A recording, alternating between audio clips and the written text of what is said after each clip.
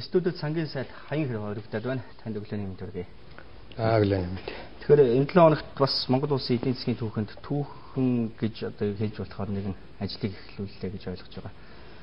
Бизнес хамтлагаа компани 10%-ийг Монголын үндэсний аж ахуйн нэгжүүд одоо хувьцааг нь худалдаа авах эрх нэгдэж байгаа. Тэгэхээр энэ ажил энэ 7 хоногоос эхэллээ. Тэгэхээр ер нь та яг энэ талаарх мэдээллийг эхлээд хамтдаа иргэдэд нэг өгөөч. Тэгэхээр Монгол Улсын засгийн газрын өнгөрсөн 3 дахь өдрийн хуралдаанаар шийдвэр гаргасан.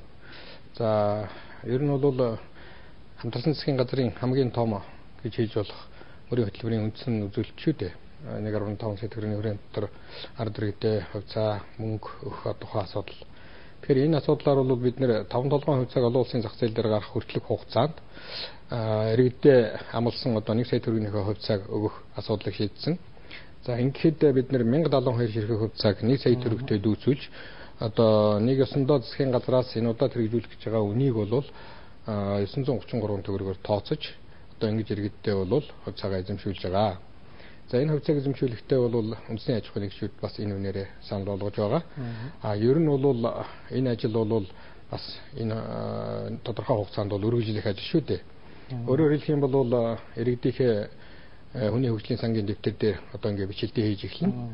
1 сая төгрөгийн хувьцаа эзэмших одоо хүсэлтэй иргэдийнхээ бүх одоо хувьцааг бол эзэмшүүлнэ.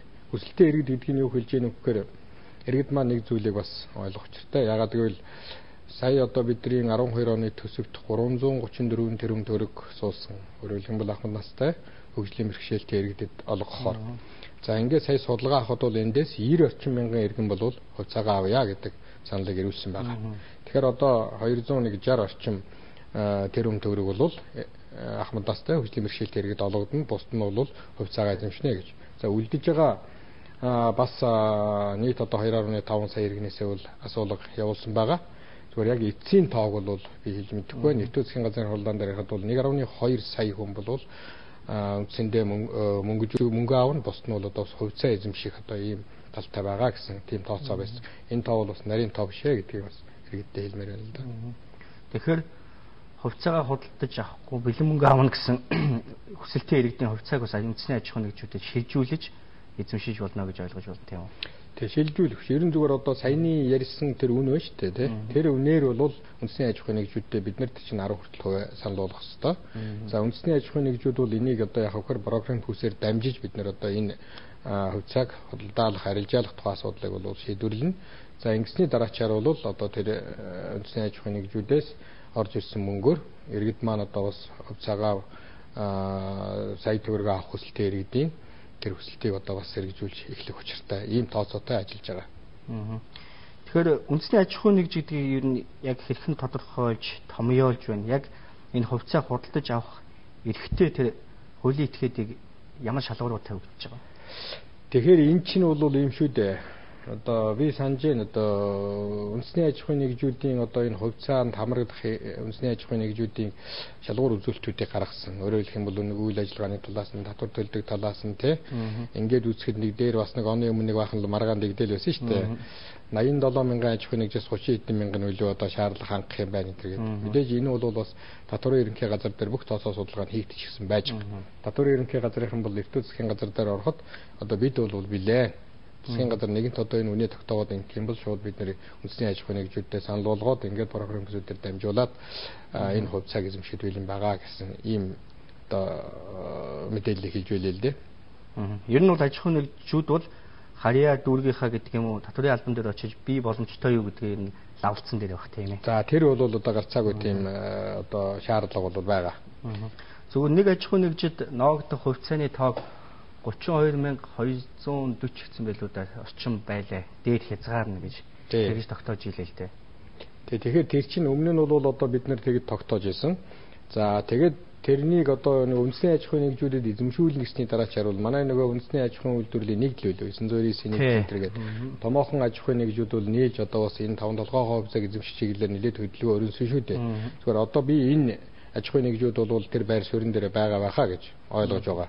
Өөрөөр хэлэх юм бол бидний тавьсан тэр шаардлагад нийцсэн аж ахуйн нэгжүүд маань бол хувьцаагаа худалдаж авах тухай асуудлыг одоо бол нээлттэй болсон. Төрлөөгөө бол ажил төрлөө чиглүүлэх ёстой шүү л гэдгийг бас хэлбэр байна.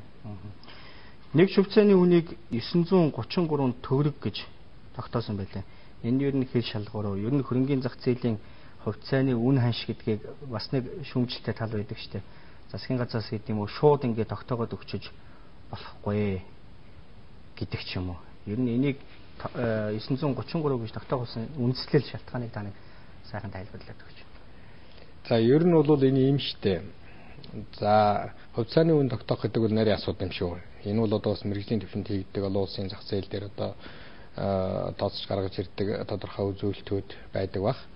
Мэдээж одоо энэ 933-ыг тогтооход бол бас үндэслэл байна л да. Өөрөөр хэлэх юм бол үндсэндээ зүгээр засгийн газар одоо нэрлсэн үнийн 1072 хувьцааг 1 сая төгрөгтэй дүүцүүл тогтоож байгаа болохоос биш бид нар чинь баг их хурлын тогтоол дээр бол энийг үндсэндээ баг одоо тодорхойлсон гэж болно шүү дээ. Тэрэнд л одоо баг захирагдсан гэж ойлгох учиртай юм. Ягаад гэвэл өмнө өгсөн 1072-ийн өмнө өгсөн одоо 537 үлээ 536 хувьцааг чинь одоо 500 сая төгрөгтэй дүүцүүлээд иргэддээ өмнө эзэмшүүлчихсэн.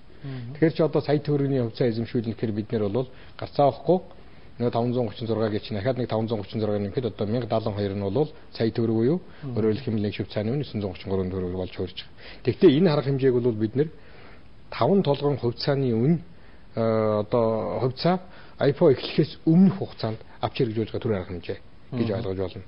Энэ хувьцааг бол авсан иргэд бол хоорондоо одоо ингэж жишээлх юм бол барьцаалах тий 5 толгойн одоо асуудалд бол саналын эрхтэйгээр оролцохгүй байх гэдэг бас засгийн газрын сүүлд гарсан тогтоолууд дээр бол заасан л да.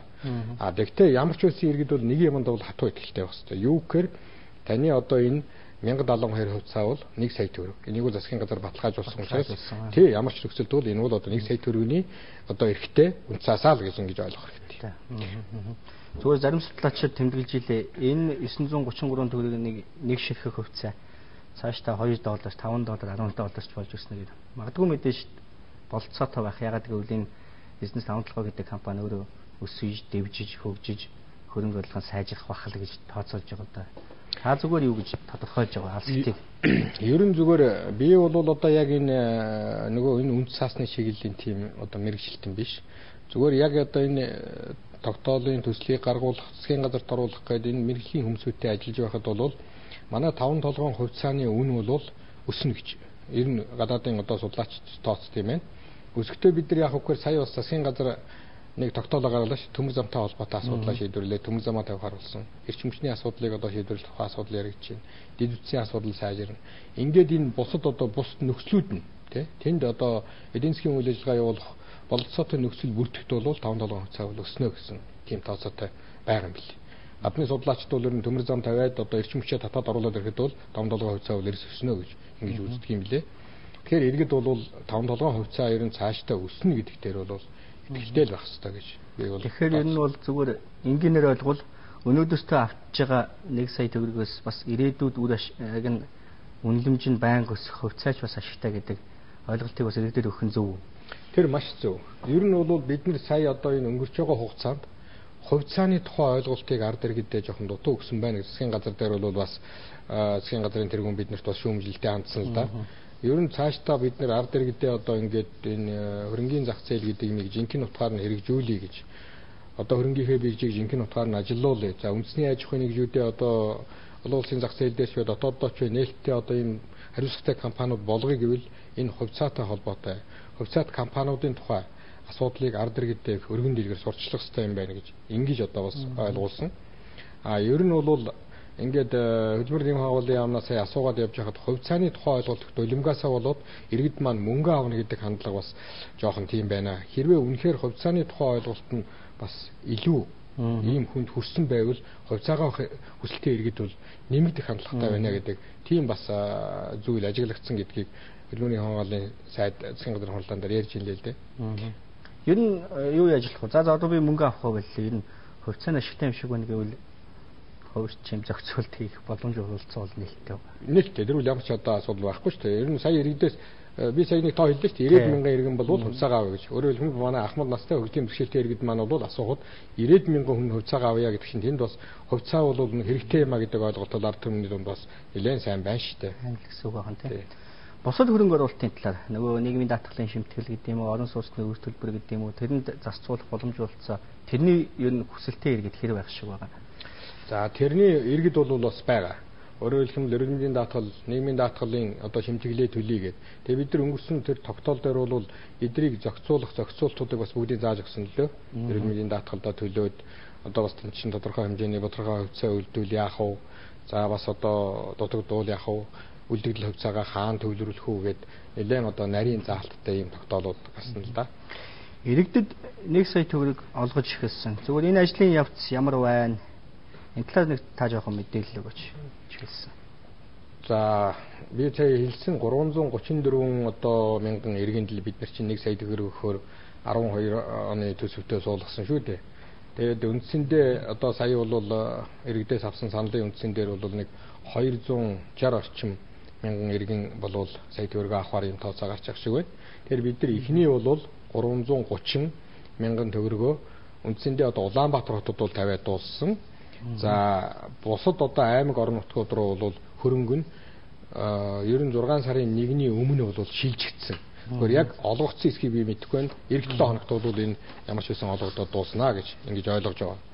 За 6 сарда багтаагаад бид нар одоо үлдсэн мөнгөө бол өгөхөөр тооцоо судалгаатай ажиллаж байна. А зүгээр хөрөнгө санхүүгийн хувьд бол асуудал бий. Гэхдээ энийг бол бид нар одоо 6 сарын 1.15-д 20 гэхэд бол хэрэгжүүлчих байхаа гэж ингэж бодож байгаа.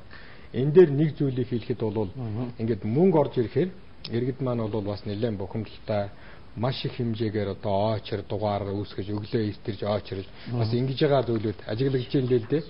Тэгэхээр энийг одоо бас энэ мөнгийг авч байгаа иргэдтэй хандаж хэлэхэд бол нэгэнт мөнгө танай дансаар яваад очсон болвол яарч сандарч тэгэж одоо эрт очирлож ингэх хэрэггүй. Ягаад гэвэл тэр таны одоо авах гэж байгаа хөдөлмөрийн хамгааллын тэр данс руу шилжээд орсон мөнгө бол буцаад явчихгүй. Таны одоо нэр дээр авах хэрэгтэй тэр мөнгө чинь байж л байна. Тийм учраас иргэд маань бол энэнд бас жоохон тайван хандаараа гэдгийг би бас хэлхийг хүсэж байна л да. За баярлалаа танд.